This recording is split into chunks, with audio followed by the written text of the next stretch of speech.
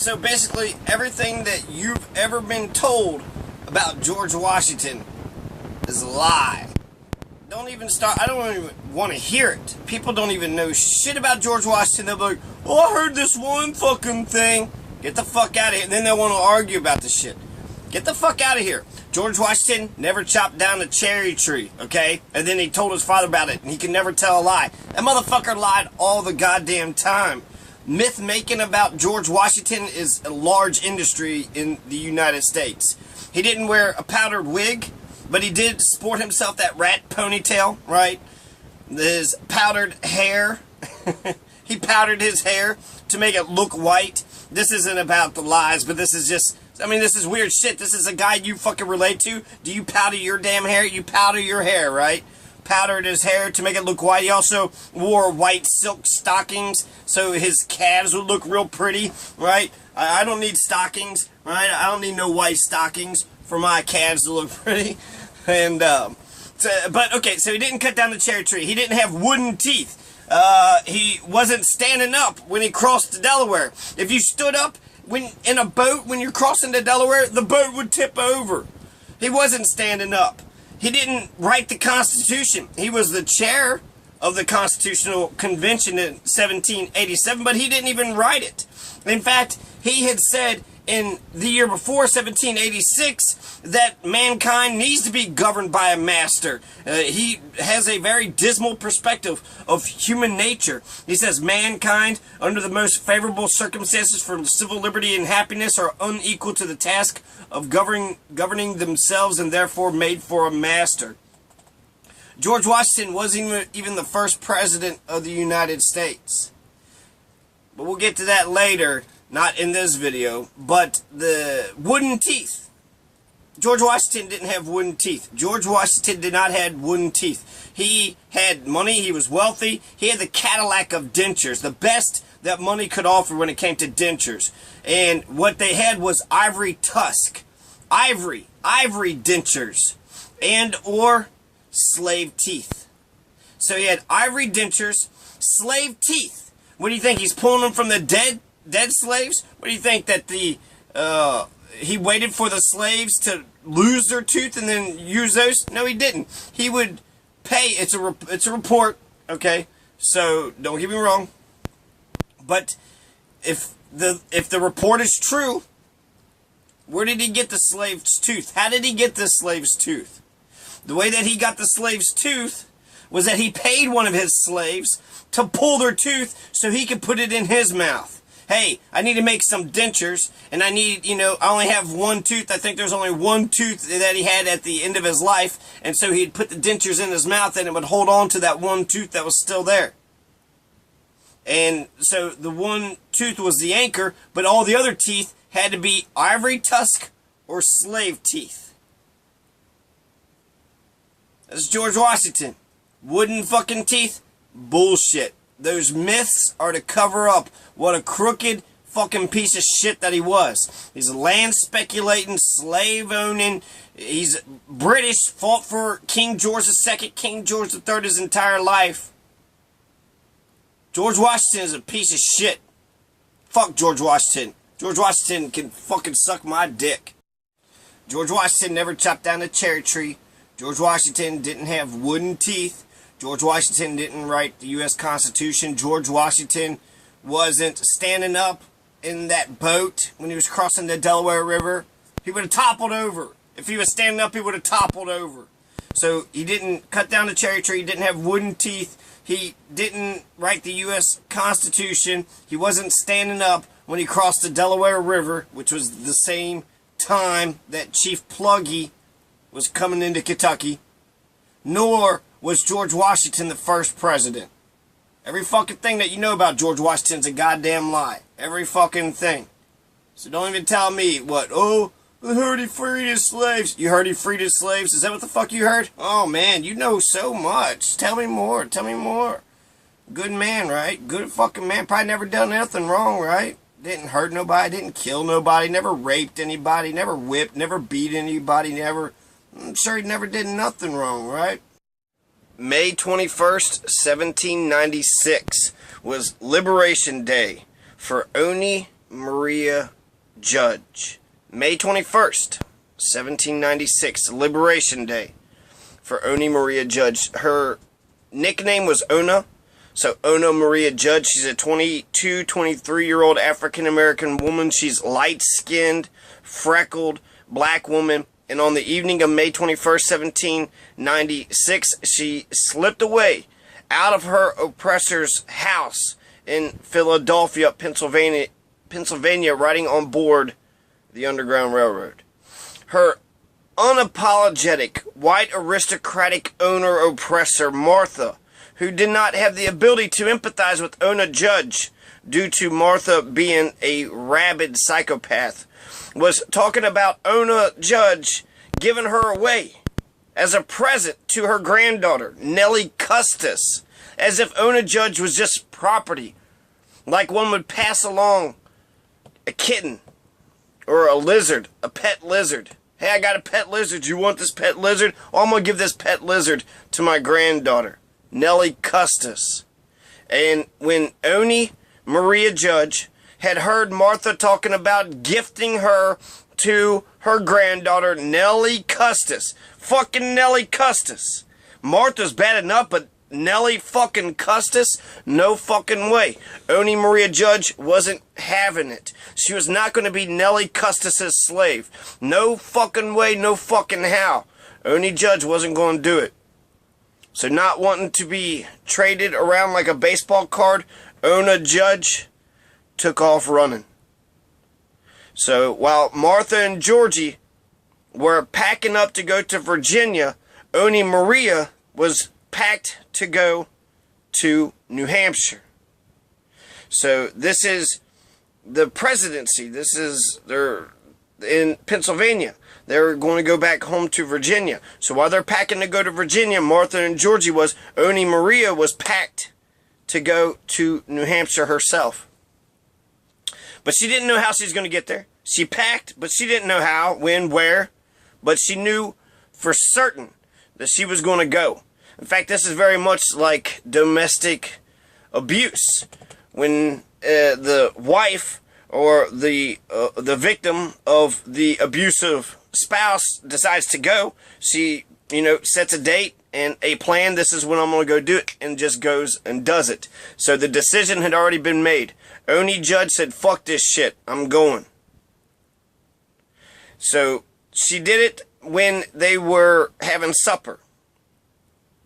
She knew that if Ona had known that if she went back to Virginia with Martha and Georgie, that she was fucked. She would be a slave for the rest of her life, and she would never get freedom. So Ona called in a couple of favors from the black folks of Philadelphia, the free black folks, and maybe the enslaved, the other black folks who were with her. I'm not for sure exactly which specific black folks, but the black folks of Philadelphia helped to take the stuff that she had packed away. So they carried the stuff out of the house. And when Martha and Georgie were feeding their faces when they were eating supper, that's when Ona Judge said, "Saya fucking Nara, I'm out of here." And that's when she left Philly. Ona Maria Judge was secretly stowed away on board a ship commanded by Captain John Bowles, or Boles, B-O-O, or B-O-L-L-E-S. Boles. Boles, John Bowles. I don't know. I'm going to go with Bowles, though I could be wrong. So she gets on board with John Bowles, bound down the Delaware River towards Portsmouth, New Hampshire. New Hampshire, the live free or die state in 1796. Portsmouth was a city that had 360 free black people and no slaves. So once Ona got on board, went down the Delaware River, went to Portsmouth, New Hampshire, that's where she would stay for the end of her days. She kept John Bowles' name secret her entire life. In her words, she said, "I never told his name till after he died, a few years since, after he died, lest they should punish him for bringing me away." So she was honorable and loyal. She wasn't a rat. She wasn't a snitch. John Bowles helped her out. She wasn't going to turn him in.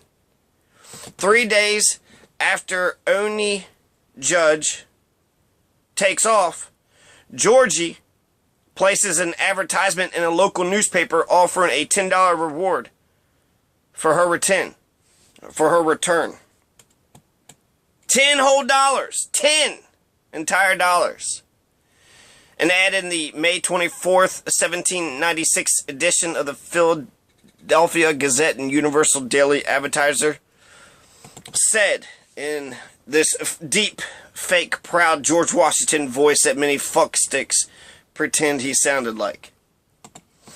Absconded from the household of the President of the United States, Ona Judge, a light mulatto girl, much freckled with very large black eyes and bushy black hair. She is of middle stature, slender, and delicately formed, about 20 years of age.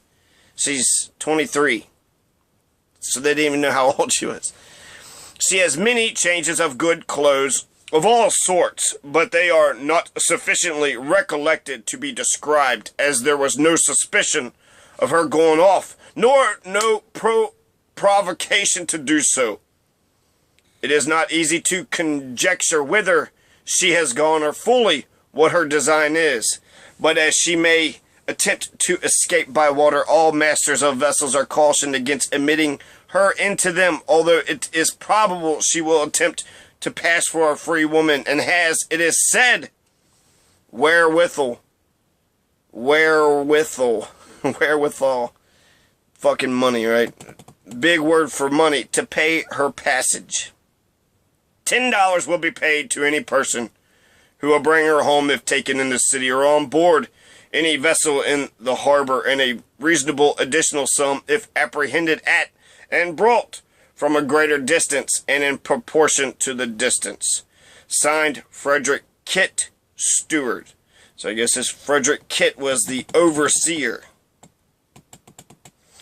Ona Maria Judge may have thought that she found safe haven in Portsmouth, New Hampshire, but unfortunately that summer she was recognized on the streets of Portsmouth by Elizabeth Langdon, the teenage daughter of Senator John Langdon and a friend of Nellie Curtis. Nellie Curtis didn't get her free black woman slave. Nellie Curtis was mad, and now you have Elizabeth Langdon, Elizabeth Langdon doing her Christianly duty, and she ratted Ona Maria Judge out. How dare you think you're a free person, Elizabeth Langdon said. No fucking way, fuck your life. I'm gonna help my friend Nellie Curtis out. You're a damn slave, and I'm pissed off. You will not be free, Elizabeth Langdon said. So Elizabeth Langdon rats her out. Now, Georgie knows, very generally, where Ona Judge's whereabouts are by September 1st, 1796. And that's when he wrote to Oliver Wolcott, Jr., the Secretary of the Treasury, about having her captured and returned by ship. Joseph Whipple, a Portsmouth, New Hampshire customs officer, told Oliver Wolcott, Jr. on October 4th, 1796, that he wasn't going to let her do it. He wasn't going to let her go back no fucking way. There's no quote here. But this is how they corresponded. So there was a back and forth. They said that she wouldn't go back unless she got her freedom upon their death. I will not go back unless in your will, George Washington, you free me. And George was like, fuck that. No fucking way. I'm not going to free you. There's so many more deserving slaves that should be free, not you. So, Ona Maria Judge told Joseph Whipple, and then Joseph Whipple relayed the message, that she wasn't having it. She would only return if she was promised to be freed upon Martha and Georgie's death. But oppressor curmudgeon Martha and Georgie said that wasn't good enough. Give Ona freedom, and then George's other 123 personal slaves, or the 40 slaves that he had leased, or the 153 dower slaves of Martha's. the oppressor shithead, would think that they would want freedom too. What, you're supposed to free them all? If you give Ona Judge her freedom, then they'll all want their freedom. Yeah, you give a slave an inch, and they'll take it a mile. George Washington couldn't do it. If he allowed Ona Maria Judge, to be a human being, because that's the only way you can be human is with freedom. Without freedom, you can't authentically be happy, be sad, be miserable, be jealous, nothing. None of your feelings. If you're a slave, then you're just oppressed. So you can't authentically have any, nothing matters. You're dead on the inside if you're oppressed. So you allow Ona Judge to think that she's human, then these 300 other slaves are going to want to be human too. George Washington said, fuck that shit. They're not fucking people. They're black slaves. And they'll always be black slaves, and fuck them. George was so pissed. George said that Oney left Martha for no reason whatsoever. Because she was spoiled. That's the reason. George said, and I quote, "It would neither be politic or just to reward unfaithfulness with a premature preference of freedom, and thereby," in George Washington's voice, "it would neither be politic or just to reward unfaithfulness with a premature preference of freedom, and thereby discontent beforehand the minds of all her fellow servants, who by their steady attachments are far more deserving than herself of favor." So Georgie sent a man named Bassett after her with orders to bring Ona Maria Judge and her baby, because by now she already had a kid. She found a man, she got married and had a baby. But Georgie sent Bassett, a man named Bassett, to go get him. And Bassett took up lodgings with then Senator John Langdon, the same one with the daughter, right? Elizabeth Langdon, who is doing her good Christian duty to help out fucking Nellie. Fucking Nellie Curtis. Would you want to be a slave to Nellie Curtis? Yeah, Nellie Curtis. I bet you'd love to be a slave to Nellie Curtis. She could tolerate Martha because she was a personal slave to Martha. But Nellie Curtis? No fucking way. That psycho? Fuck Nellie Curtis. Nellie Curtis could kiss my ass. Bassett was staying with John Langdon of Portsmouth. And Bassett told John Langdon what his purpose was. I'm coming to get Ona Maria Judge. So George Washington, the father of the country, still pursuing Ona Judge, still going after her. You're a slave, you'll be a fucking slave for the rest of your life. Fuck your life. But John Langdon, the good old New Hampshire governor, must have possessed something of the spirit of modern anti-slavery for whatever reason. I don't know anything about John Langdon, but this moment, he's got a good moment in history here. John Langdon entertains Bassett long enough. In the meantime, he was able to send word and warn Ona Maria Judge to leave town before midnight, that Bassett was after her. And so Ona Maria Judge went to the stable. She hired a boy with a horse and carriage to transport her 8 miles to Mr. Jack's, John Jack. John Jack was a free black then at Greenland, New Hampshire, where Ona Maria lived for many years and remained there until her husband returned from sea. And Bassett never found her. So, good for John Langdon. You want to sit there and compliment George Washington? Why the fuck are you going to write John Langdon's good moment out of history? By honoring oppressive pieces of shit, you ignore the good people. It's like honoring Adolf Hitler. Oh, he's such a good, smart man, good leadership skills. And you ignore Schindler. And you ignore Anne Frank. I'm an Anne Frank kind of person. Anne Frank. The world needs more Anne Franks and less Adolf Hitlers. You want to sit there and tell me how great fucking Hitler was? You don't hear the screams of all those people that are putting in the ovens? I guess that's just to make some omelet, you got to break some eggs or some shit. So, unfortunately, the story of Ona Maria Judge is a tragedy. She was able to successfully escape, but within a few months, so she lived a good life. Don't get me wrong. But the point of life is to do something that outlives it. So, within a few months of her arrival at Portsmouth, New Hampshire, Ona Judge had found a man, Jack Staines, a free black sailor, and she had 3 kids with Jack Staines. So, Ona Maria Judge Staines and her offspring were vulnerable to slave catchers their whole lives. She was a fugitive slave, and therefore any of her children were the property of Georgie and Martha. So they lived as free people, but legally, Ona Maria Judge Staines belonged to Martha. And so, you know, Ona lived in a time when the Fugitive Slave Act of 1793 was in effect. The Fugitive Slave Act, another legacy of George Washington. The Fugitive Slave Act said that if the slave was to go into a free state, then the people who owned the slave could go in that state and get their slave back, and that anybody who helped that slave, harbored that slave, would be fined $500. So anybody that helped Ona Judge at the time, Miss John Jack Langdon, the governor, John Langdon, were under threat of possibly being punished if the law was enforced. I don't care if it's wrong or right. That's the law. That's the law. I'm sorry. She's property. I got to do what the law says. So John Langdon should have been arrested if the law of that day was enforced. Along with Jack Staines, right? The man who married her. And the John, who was the one that she went to, John Jack.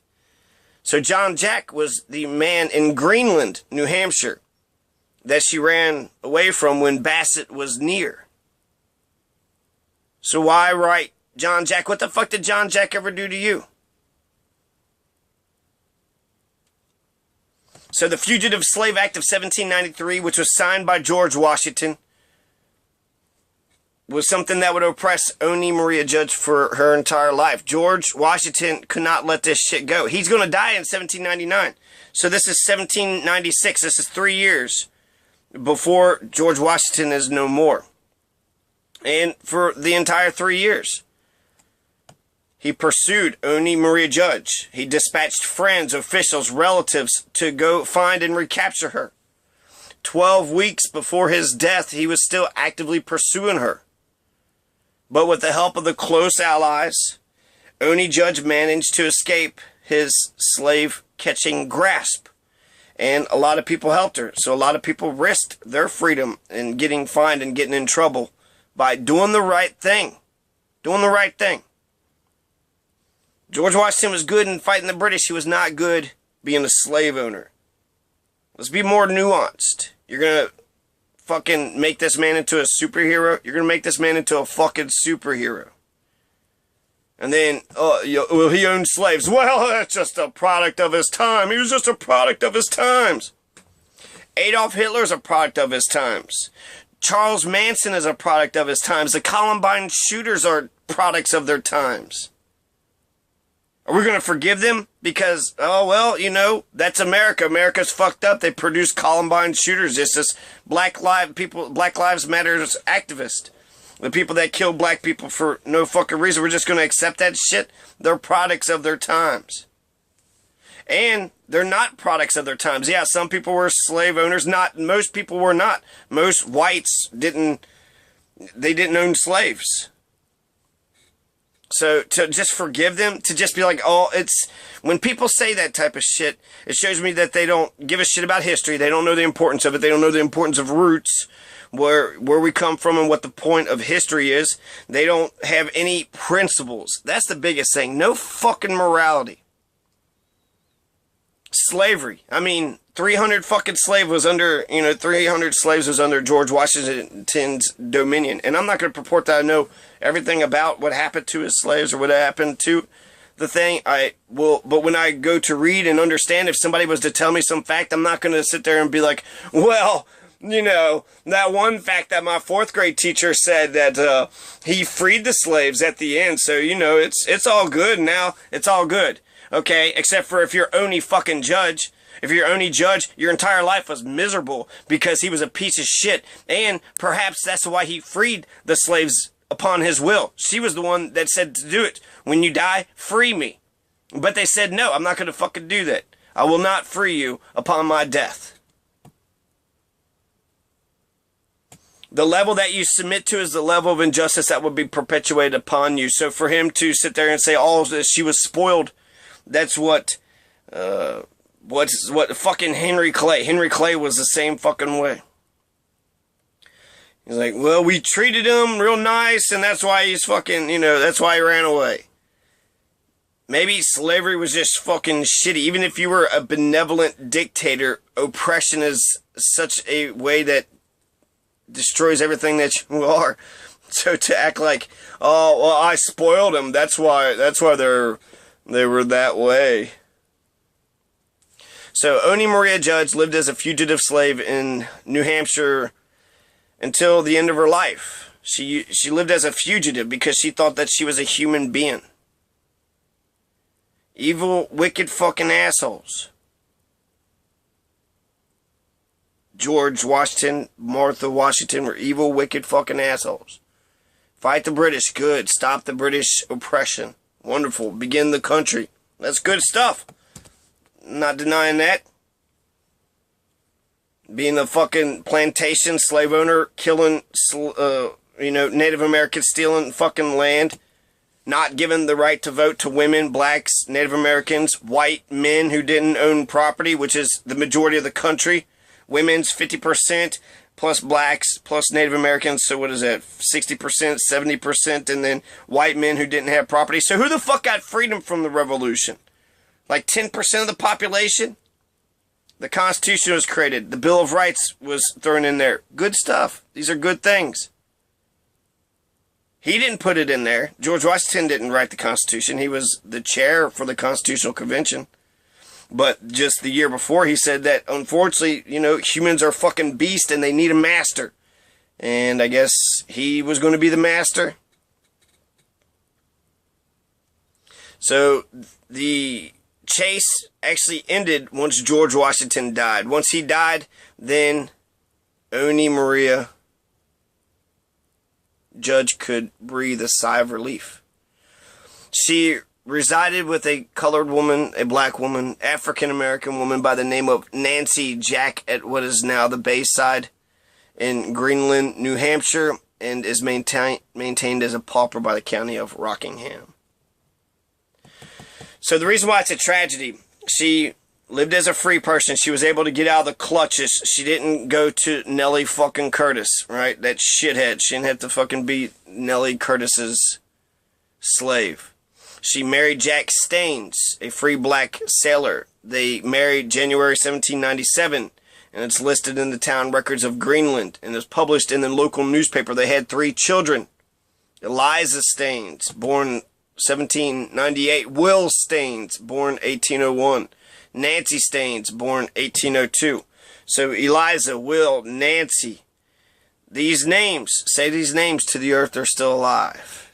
But by honoring Washington, acting like he's a perfect God who could do no fucking harm. And if you don't know shit about Washington, why the fuck, if you're not like an expert of his life or don't know any, why would you assert that you know anything? Some people says, well, you never really know what actually happened on them plantations, and that's true. But you know that he freed the slaves. You know that he chopped down the cherry tree and can't tell a lie. You know those things. Those you know. You know those things. I just hate fucking ignorance. People are just assholes. It's like, I'll say, hey, the war is wrong. Well, what if it's right? It's like, fuck, are you just saying the opposite of what I'm saying because I said it? War is wrong. Well, what if it's right? You have no principles. You have no fucking principles. I'm against on the very easy ones, murder, rape, stealing, and these are the biggest ones: murder, rape, stealing, rape, stealing, and violence. That's how Washington kept the slaves in line, right? With violence. But we're going to forgive that, right? Forgive violence. That's one of the worst fucking crimes out here. But I just also hate tyranny, superstition, lying, ignorance, hypocrisy. Fuck that shit. So, it's looking good, right? She's got her freedom. She's out and about. She's had 3 kids. She's got married to a sailor. She's got 3 kids, Eliza, Will, and Nancy. When she was in New Hampshire, she became a Christian, which I don't know if that's really good or not. And she also said that Martha would read prayers but wouldn't pray them. So she was like a fucking fake Christian, which I don't know, I mean, which one's worse, right? To be religious or to be fake religious. But she also learned how to read. So she learned how to read, right? She got to live a life, and that's good. Ona Maria Judge got to live some kind of life, even though, you know, the threat of being shipped back was always there. Unfortunately, her husband would die 7 years later, in 1803. So she and her husband only had fewer than 7 years together. 7 years living together. And she would live to be an old woman, but by, you know, when she was like 80 years old, all of her kids were dead. And her kids didn't have any offspring. And so her legacy actually dies right there. Her having kids, I'm thinking, oh, there might be descendants today. But it seems like there might not be any descendants at all. So, George Washington, I'm going to read about his record here. He doesn't have a good record when it comes to slavery. He's a fucking slave owner. He was a slave owner his entire fucking life. He believed that African Americans should be held in bondage. This is where racism comes from. Slavery. When he was 11 years old, his father dies and he got 10 slaves. When his father was alive, he was living on the plantation doing what his father told him. And so he believed that black people should be in bondage his entire life. He did write in his will to free his slaves. Martha's going to keep hers. So even if you say, well, he freed the slaves at the end of his life, that only shows that he knew that it was wrong and that it was bad. He also didn't have any children to give them to. So he cared about his reputation. He cared about what was going on. And that doesn't excuse how he treated his slaves during his lifetime. It's a step above Martha. It's a step above some of these founders that didn't free the slaves. I'll agree with you on that. I just think that we should be nuanced when it comes to these guys, you know. And I'm going to educate you right now. I'm going to school you right now. So, at 11 years old, George Washington gets 10 black boys and girls and men and women, 10 people that he's master of. Here's 10 fucking people. Hell, give me 10 people. I'm sure I could, you know, create whatever kind of industry I want to create.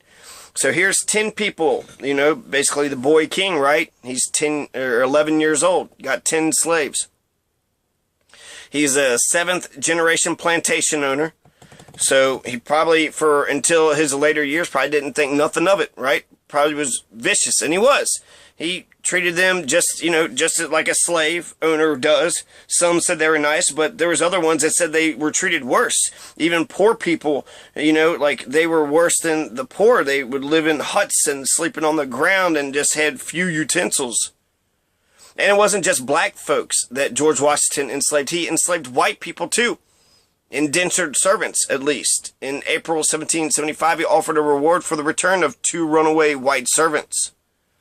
So he's chasing white people too. That's another thing. You want to sit there and, you know, hold him up in high esteem? Are you a wage slave? Are you a slave to some other man? Like, this would be you trying to, if you were to quit a job and then someone chasing your ass down. Hey, you were supposed to be my slave for this long. So Georgie is a 7th generation plantation owner. He got 10 slaves when he was 11 years old. And he had a tobacco plantation. Tobacco is one of the hardest, most laborious, high-intensity, labor that's out there. And he also raised hemp. He raised a lot of stuff, but tobacco was his main cash crop. So his father was 49 years old when he died. And that's, that's sad. But he gets, he gets all that land. He gets he gets slaves. So he gets 10 people to work for him like, he's a god. And then by his death, he owned 123 slaves himself. 123 black men, women, children underneath his dominion. And he never had any kids with Martha. So was he like Thomas Jefferson? Did he have, his pick of the litter? Or was he raping them? Like the Archibald K. Gaines and Margaret Gardner, Boone County, the beloved, the slave woman who slit her kid's throat so they wouldn't have to go back to slavery, which was the inspiration for the movie and book Beloved. So he had, he got 10 slaves when he was 11 years old. He had 123 slaves at his death. So in his will, okay, good. He wrote in his will, that's something good. But I hear that shit repeated so many fucking times. You don't know Ona fucking Judge. You don't know any of his slaves. Any of his slaves' names. Like, this is, we're going to sit there. John Langdon was a good man. John Langdon was a good man. The one who, helped Oney get away. Joseph Whipple. I don't know if he was a good man. John Baynard. John Baynard was the author of the Abolition Act. You have in Connecticut Reverend Jonathan Edwards, Levi Hart, Theodore Dwight, Noah Webster, Zephaniah Smith, James Dana. These are people that were living in George Washington's time who believed that slavery was bullshit. Anthony Benezet, Thomas Paine. Even Alexander Hamilton spoke out against slavery. He thought that black folks had legal and genetic equality to whites. And so he was not just legal, but genetic equality. So he was saying they're the same. In fact, they might be superior genetically. So by giving George Washington a free pass, you're basically shitting. These people lived miserable fucking existences. The slaves did, at least. And then you minimize the efforts of Thomas Paine and Alexander Hamilton and Noah Webster and these freedom fighters, these abolition. If it was acceptable in his time, he's just a product of his time. So then that makes his Thomas Paine and Hamilton and Noah Webster and John Edwards and Levi Hart and John Langdon, their efforts even more noble. That was acceptable in that time, but they were against it. So they fought against it. That would make them super fucking heroes. And so we're going to sit there and ignore the superheroes just so that we can venerate the motherfucker that's on our dollar bill? This fucking hate ignorance. People fucking assert their damn ignorance. And so Hercules was a slave in George Washington's home. And there's actually some better slave stories coming out of George Washington. But Hercules, okay, here's one. He's a cook at the president's house in Philadelphia, escaping from there, leaving the family at Mount Vernon. Now, Louis Philippe, the future king of France, goes to Mount Vernon in the spring of 1797. And then in his April 5th diary entry, he had found out that Hercules ran away. The general's cooks, the George Washington's cook ran away. Hercules ran away. And they were in Philadelphia, they ran away, and he left a daughter of 6 years old. And Bea Dunnan. So some guy ventured that the little girl must be really upset that she'd never see her father again.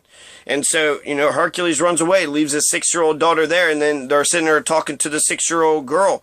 And I don't even know her name, right? I wish I knew her name. But they're asking her, how do you feel that, your dad Hercules ran away and you will never see him again? And she goes, oh, sir, I'm very glad because he is free now. Venerate George Washington, you don't hear that fucking story. We have Google. We have the internet. We can learn these things. The information's out there. It's all over the place. I want to read a lot of this. See, Moll. These are M-O-L-L. Austin, Hercules, Richmond, Giles, Paris, Christopher Shields, Joe, Richardson. These are all slave names. So forgive his fucking slavery, but Parrish, Giles, Richmond, Hercules, Alston, Mole, Ona Judge, Joe Richardson, Christopher Steeles. You ignore who the fuck they are. And are they not a part of history? Do they not matter? A little bit of background about Oney. She didn't really know her birth date. 1773 is when they think she was born. Betty was her mother, and Betty was one of the 285 slaves of Daniel Parke Custis. Nellie, Curtis. I was saying Curtis, but it's Custis. Nellie Custis. And that's Martha Washington's husband. And then when Daniel died, Martha acquired Ona Judge as her own property. Ona Judge's father was Andrew Judge, an English tailor who worked as an indentured servant at Mount Vernon. So, I mean, like, we're going to ignore the fucking truth. We're going to ignore the whole fucking story just so you could say, the father of our country was perfect, and what, even if he wasn't perfect, that's okay, who cares? Fuck you. Fuck your ignorance. It's like, god damn it. Why you gotta be so stupid, Skeeter? Rufus, why you gotta be so fucking dumb? So to carry on, George Washington is a 7th generation plantation owner. He owns 123 slaves. He believed in oppressing black people his entire life. His entire life he believed in it. So is that even brave? Like, when I'm dead, you can be free. Or good luck to you. I wrote that you were free on this piece of paper. I don't know if that'll be true or not. Martha was nervous that, she eventually frees him a year later because he says, and he didn't free them upon his death, he freed them upon her death. So when she dies, and then she's like, oh my god, they're going to fucking kill me. So after a year, she's like, alright, George Washington's slaves are free. So 123 slaves, but he owned his entire life. His entire life he was a fucking slave owner. Well, in his will, he frees them. Okay, so fuck Ona Judge, right? Nobody gave a shit about Ona Judge during her life. George Washington definitely didn't give a shit about her. And, there was enough friends that she was able to get out there. But what about the 123, and they're freed after a year? How old were they? Did they die in the meantime? Right? This is since he was 10 years old to 1799. I don't know how old he was when he died.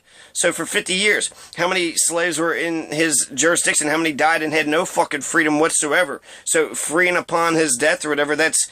You're not freeing everybody. So, like, fuck that argument. Like, I hear that fucking justification more than anything.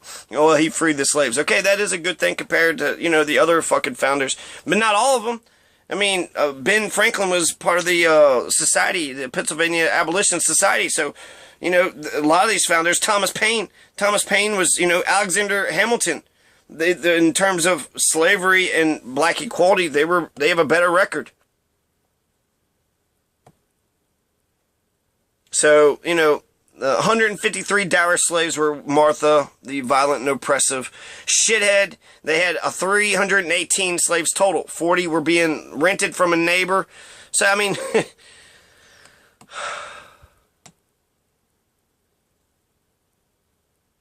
Martha never freed any of her fucking slaves. So even if you could say Martha was a fucking worthy, right? To Martha, they were nothing but a bunch of dirty, filthy niggers. Fuck you. You stay in your fucking place. That's who the fuck you are.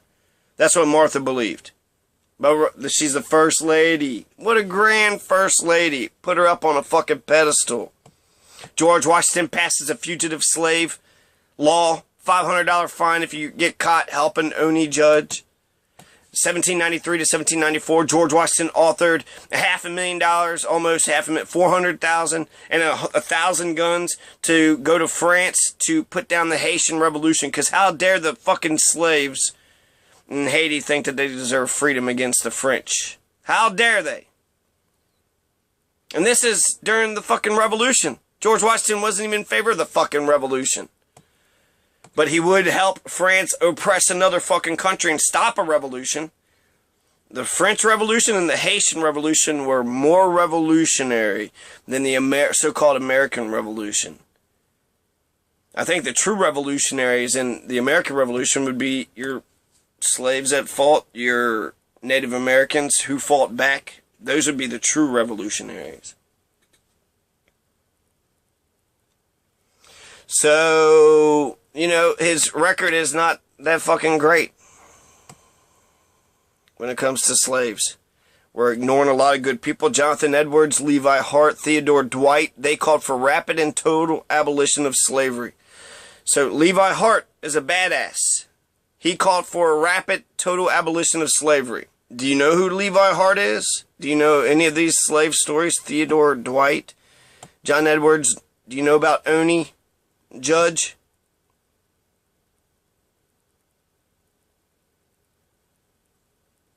Mita Kuye Oyasin. This is a Lakota word which means we're all one, we're all related. Mita Kuye Oyasin. Mita Kuye Oyasin. Who the fuck is Eliza Custis? Would you want to be Eliza Custis's fucking slave? Unfortunately, her younger sister, Delphi, would go to Eliza Custis. So, Ona Judge wasn't going to be Eliza Custis's fucking slave. But her sister was. So, Eliza Custis got, if you guys are worried about George Washington and his reputation is secure. It is secure. It is secure. If anything, it just shows that you defend fucking oppressors, you have no sense of morality or principles, and you're a fucking hater. You're an oppressor. That's all it shows to me. You're a goddamned oppressor. You cannot fucking understand slaves and what people have to fucking go to because you're a goddamned oppressor. Shut your mouth and just do as you say, right? You're a fucking slave master? Nah, fuck you. I'm not gonna listen to you, slave master. Interviews with, Ona Judge Staines were published in the May 1845 issue of the Granite Freeman, January 1847 issue of the Liberator, both abolitionist newspapers. She didn't know her birthday, born in 1773. Her father was Andrew Judge, right, which is a white indentured servant, an English tailor. She was a seamstress, so she knows how to be a seamstress. I'm trying to bring her back to life, Ona Judge. I think this is a good story. I see these are good movies. Martha didn't give Oney any education. Okay. So, the Act for the Gradual Abolition of Slavery was passed in Pennsylvania legislature on March 1st, 1780. 1780. Before the American Revolution is over, Pennsylvania passed the gradual abolition of slavery over. You don't know that because you're defending fucking George Washington. Of course you don't fucking know that. So, George Washington in Philadelphia, it's gradual emancipation, and it says that if you lived in Pennsylvania after 6 months, then your slave would be free. It'd be its own person. And the capital of America, I think it was in New York City for a while, then it goes to Philadelphia. So George Washington is now in Pennsylvania, and he has to listen to this, this law that he doesn't want to listen to. An act for the gradual abolition of slavery. John Bayard, Bayard, is the one who signs it, and then it's enacted March 5th, 1780. So who's John Bayard? You don't know John Bayard. Of course you don't fucking know John Bayard. And so an act for the gradual abolition of slavery is passed. And so George Washington now has to figure out some sort of tactic to keep his slaves, because if he's in Philadelphia and he's got slaves and they're there for 6 months, then he could lose his slaves, and one of his friends wound up getting fucked over like that way. So he's like, oh my god, I don't want to lose my damn slaves. So he does this rotation thing. He sends them out of Philadelphia for a while and brings some other slaves in. And Ona Judge was in there. Giles and Paris left Pennsylvania with him in April. Austin and Richmond were sent back to Mount Vernon prior to the deadline. To prevent them from qualifying for freedom, Martha Washington took Ona Judge and Christopher Shields to Trenton, New Jersey for 2 days to interrupt their Pennsylvanian residency. Mole and Hercules were allowed to remain in Pennsylvania for a couple days beyond the deadline, then traveled back to Mount Vernon with the First Lady. So look at this scheming. In order to make sure that they're, slaves for the rest of their fucking lives. So in spite of John Bayard's efforts, John Bayard said, if you're in Pennsylvania and you're a slave after 6 months of being a resident, you're free. George Washington, Martha's sitting there fucking scheming, doing this little rotation scheme to make sure, right, to keep Ona Judge as a bitch-ass slave. Shut the fuck up, you're oppressed, you stay underneath my fucking dominion. So those who want to sit there and say George Washington is perfect and could do no fucking wrong, you don't know none of this shit. You don't know a fucking thing about any of this shit. And it's bullshit. It really is. You know, if you do believe in freedom, if you're not a bad person, if you don't think that murder and rape and violence and oppression, if you don't think those things are acceptable, why would you not have a nuanced perspective? He fought the British, and America was established because of those efforts. Good. But he stole land. He's a fucking slave owner. Might have been raping the slaves, you know. There's a murder. He killed the fucking ambushed the French for the French and Indian War. It's basically death with the 300 slaves that was under his dominion. Genocide. He killed all the Iroquois in northern New York. And since nobody's perfect, then why, you know, if it was your fucking neighbor, you'll be like, oh, that fucking asshole, fuck them. I mean, who the fuck...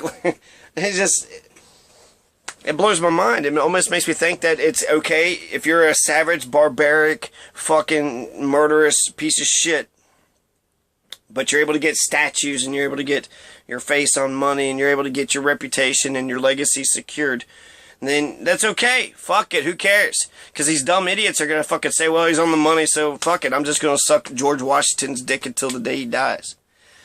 Okay, well, I'm going to say he's a fucking low-life piece of shit, and then maybe we'll start to meet in the middle. You want to sit there and say he's a fucking, you know, he's like Gandhi? He's not. That's another thing. You're taking Gandhi and Martin Luther King. Think about their fucking efforts. They were peaceful, non-violent, you know, militant, non-violent, in your face. We're going to stop this, but we're not going to do it with violence. George Washington was like, kill, kill, kill, murder, murder, murder, so I could steal your land. Native Americans, fuck you. Fuck the Miami. Fuck the Shawnee. Fuck the Iroquois. Fuck the African Americans. Fuck, you know, the Constitution didn't allow women and, white males without property to vote. So fuck everybody, essentially, right? Except for his aristocratic fucking buddies.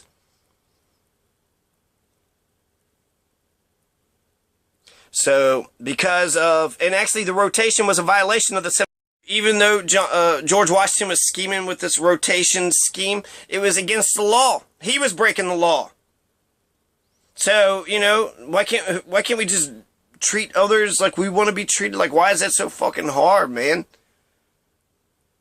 So he broke the law in violation of the 1788 amendment. You're not allowed to just rotate him out in and out, but nobody challenged him on it, so he gets away with that shit.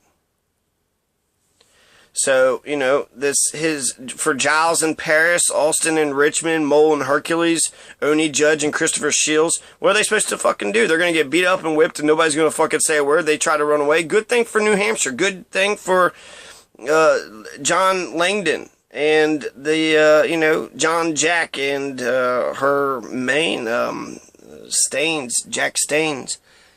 Good thing that, you know, she had enough fucking the Underground Railroad. Good thing that she had enough friends to help her get to freedom. If we can't even agree that murder is wrong, what basis do we even have for a society? Murder, rape, violence, stealing? And then to say that he's a product of his times, listen to this. In 1777, the Constitution of Vermont banned slavery. 1783, Massachusetts Supreme Court rules slavery illegal based upon the 1780 Constitution. All Massachusetts slaves are instantly freed. 1783, this is in George Washington's time. So, if you want to be ignorant, oh, I didn't know that, you know, I didn't know that. Well, then why are you asserting shit? Why are you sitting there pretending like you fucking know? Well, I remember my 4th grade teacher saying this and then that. If you even fucking click on this, you probably won't even fucking click on this because it's the internet and we're going to die of ignorance because you're dumb motherfuckers not curious about shit. So, yeah, in a way, I'm like William Lloyd Garrison, the author of The Liberator, an abolitionist. He said, you know, fuck George Washington. He owned slaves. He was a piece of shit. He just did not forgive him for that. You want to take an extreme fucking position? And George Washington can do no wrong. Okay, then I think he's the devil and he does all wrong all the fucking time. And you're a piece of shit for fucking even thinking that he was a good fucking guy. So fuck you. Fuck you. Constitution of Vermont banned slavery, 1777, right? This is the beginning of the American Revolution, 1783, the end of the American Revolution. So this is George Washington's time. Massachusetts, all the slaves in Massachusetts are free. Maine is a part of Massachusetts during this time. They're freed too.